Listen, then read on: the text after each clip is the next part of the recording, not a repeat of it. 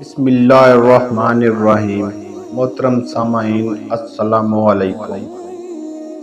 ایک چغل خور غلام کا عبرتناک واقعہ۔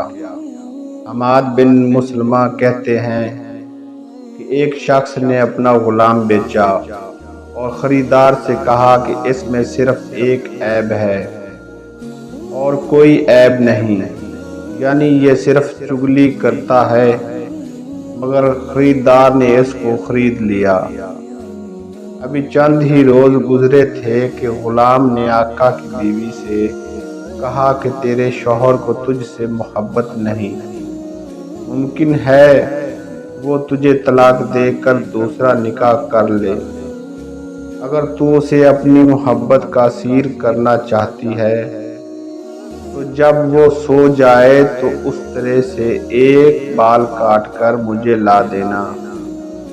شوہر سے کہا کہ تیری بیوی تجھے قتل کرنا چاہتی ہے، میری بات کا یقین نہ آئے تو سو کر دیکھ لو، وہ تم کو سوئے ہوئے قتل کرے گی۔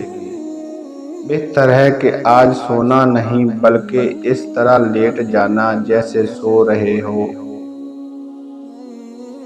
پھر دیکھنا وہ کیا کرتی ہے۔ شوہر نے اس مشورے پر عمل کیا اور سونے کا ڈھونگ بنا لیا۔ عورت یہ سوچ کر کہ سو گیا ہے آگے بڑھی اور اس طرح سے گدی کے بال اتارنے کا ارادہ کیا۔ شوہر نے ایک دم آنکھ کھول دی۔ اس طرح دیکھ کر اس کو یقین ہو گیا کہ وہ مجھے قتل کرنا چاہتی ہے، چنانچہ اس نے غضبناک ہو کر بیوی کو قتل کر دیا۔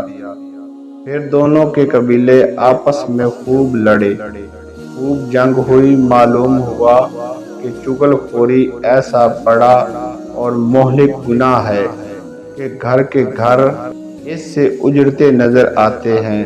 جزاک اللہ۔